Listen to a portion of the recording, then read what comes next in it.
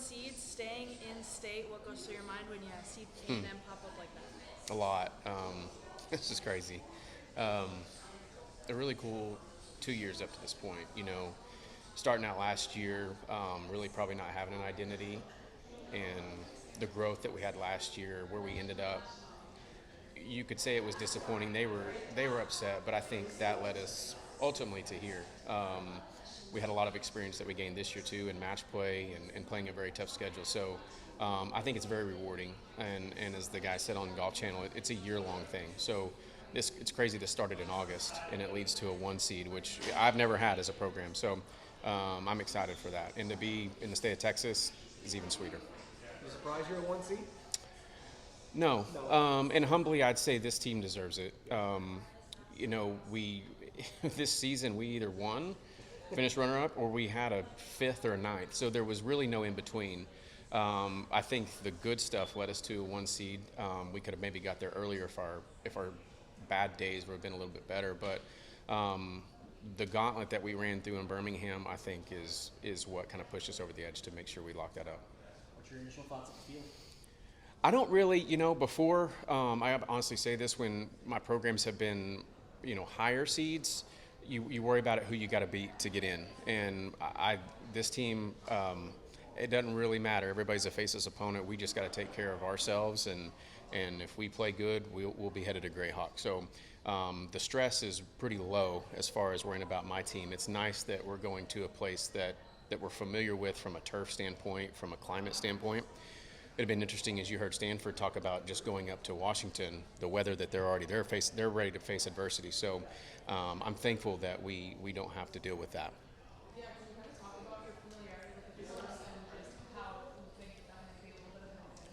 For sure, the one thing, 3 out of our top 5 are from the state of Texas. So, they've logged a lot of rounds here. Some have even played there.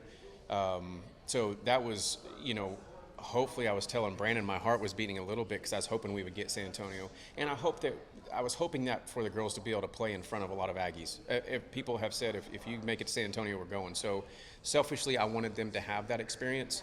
I don't think they're concerned with not advancing.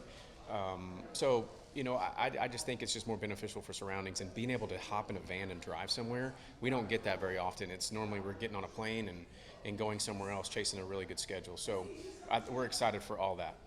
I know we've talked about it before, but comforting that these girls have played a lot of golf together, Coach. And obviously, you run last year to the semifinals, so you got to get there first. But your experience, you've got to be in your mind like, hey, we know we're going to handle this stage okay. Yeah, for sure. That was the one thing that it's almost like we need to have a whole talk about how SECs were. Middle of that final round in SECs, I was on the radio telling Gio. I knew I was going to do this. No matter the outcome today, they just look so comfortable, and that's admirable for that bunch. But it just speaks to how good of a team they are, and so I don't have any worries other than getting them through finals and making sure we don't wreck the van on the way there. But we trust them. We never batted an eye. What were we after our first round, 11th or 13th? Never batted an eye. They kept moving on up, and we got a higher seed so we can kind of control the matches in the 3 seed. And it never looked the same, from maybe a disappointing first round to beating Mississippi State in the final. They all look the same. So that's comforting, knowing that you're going to get their best no matter what. I know it's a team sport, but just what kind of impact has Zoe had? Zoe is probably, if you had one word to describe Zoe, is kind of the glue. She blends with anybody.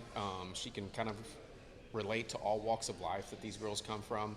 So for her to really have that putt to win, I think is gratifying for her. People would probably say, she's their favorite teammate. So, she's quiet. What did they call her? The silent baby-faced assassin or something at Nationals last year.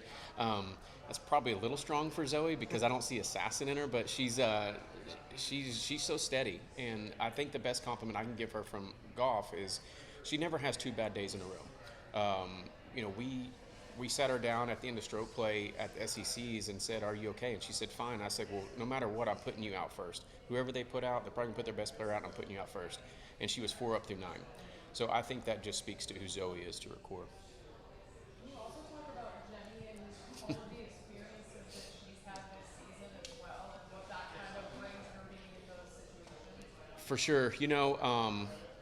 Probably not fair to Jenny, but she probably is maybe not talked about as much just because she's so steady.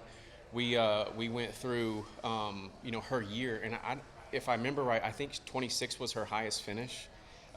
It just speaks to her consistency. And then to have, I was telling Brandon earlier, it's just really cool that the stories keep going. For her to be representing her country, got named on a Palmer Cup team, I think is such a fitting honor for her. She's not very vocal. She'll probably be the first one out the door going to practice today, getting ready to work for San Antonio. So she probably needs to be praised more, and we probably take her for granted a lot, but she's just so consistent. To be in that top 5, I guess you could start slow, ideally, and come back to what you've done. But to be in that top 5, is there less pressure if you get off to a good start in a regional like this? Or is it not? It's interesting because I've never been there. Yeah.